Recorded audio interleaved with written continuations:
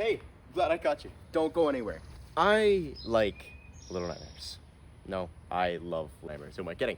And if you're watching this video, the chances are that you do too. From the second that I took my first steps in that horror landscape, if you will, of a game, I became more and more entranced every step of the way. From the get-go, you're filled with so many unanswered questions, and with no clear goals at all. Why does it look like we're in a Tim Burton film? And if forward is the only feasible way to go, where are we going? And why are we going there? If you've never played Little Nightmares before, I mean, what are you doing? Go play it. But what you need to know is that it presents itself as more of an experience than anything else. It's like a roller coaster. You're supposed to get on and experience the beauty that it is. It's a work of art, really. In this video, I'm gonna take you, my beautiful audience, back behind the scenes, behind the curtains, if you will, to explore some of the hidden messages and details in the Gothic elements of Little Nightmares. But before I do that, let me set the scene for you a little bit. You wake up in a dark and dreary environment. And hold on, is that a giant suitcase or are we just really small? You play as 6, a little yellow raincoated girl. That one. With only a lighter to her name. And you're left to navigate and explore a dark, suffocating environment. You only have one job, and that job is to survive, even by means of evading enemies from area to area, until eventually you snap and you push back against a world and a society that just wanted to bring you down. Now, I've already talked a little bit about the setting, and I want to talk about some themes, but I believe some groundwork here is necessary. Where are we, and what is its importance? The place just screams Gothic.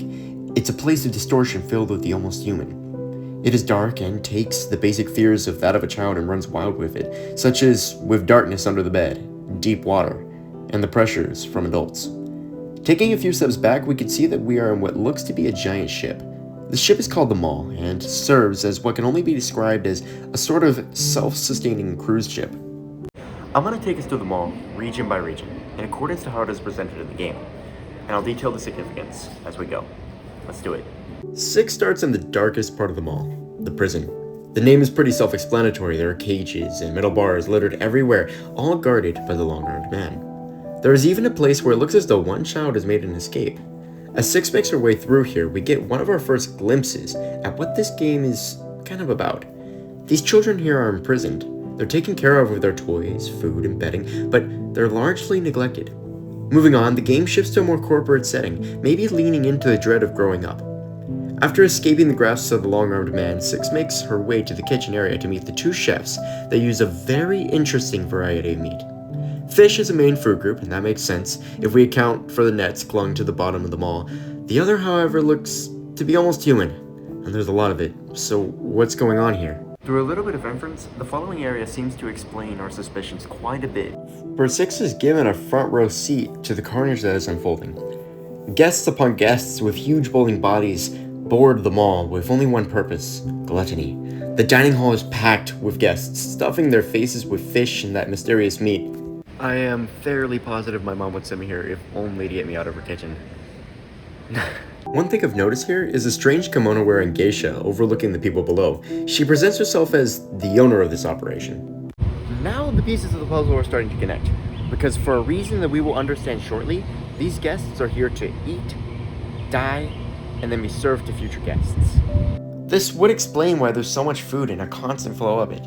After escaping the very claws of death, 6 makes her way to the geisha's quarters, which are filled with broken mirrors and mannequins upon mannequins donning dusty clothing, perhaps pointing to the vanity of our hostess. Now this is it. Every setting in the game has been discussed, apart from DLC, of course. 6 goes head-to-head with the lady and vanquishes her, stealing her powers in the process, and makes her way through the dining hall, absorbing the souls of the guests in the mall on her way out. Now we know the purpose of this entire operation. If the powers of the geisha were just expressed to us by 6 when she was walking out, then that means that this whole operation, every single part of the mall's body, was used so that the geisha can survive. There is a rhythm that envelops the mall with its constant and gentle sway. It kind of feels like it's breathing. Perhaps this ship is alive. I was gonna do 2 more sections to the game, but I decided to pack our little yellow raincoated girl and the other characters of them all together because, believe it or not, I have reason to believe that they all connect. There is intent behind the name of our main character, Six.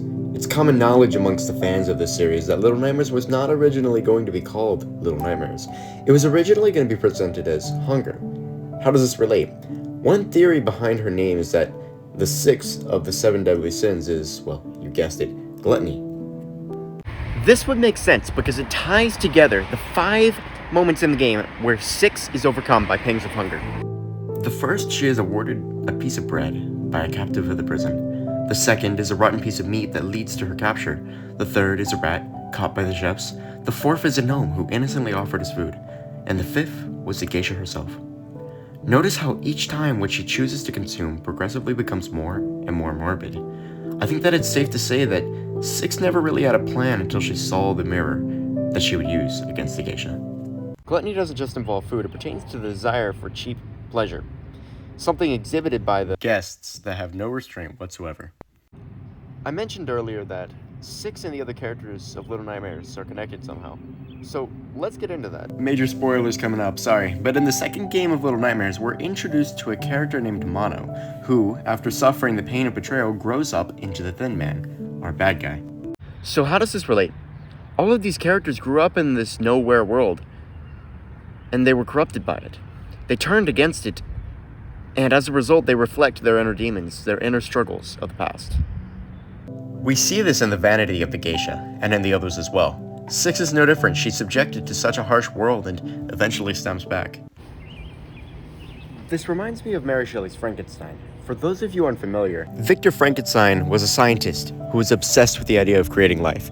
After he eventually does, the reality of what he had just done sets in, and he flees, deserting his creation. This act of neglect and irresponsibility turned the creature into a monster, just as it did to the creatures of Little Nightmares.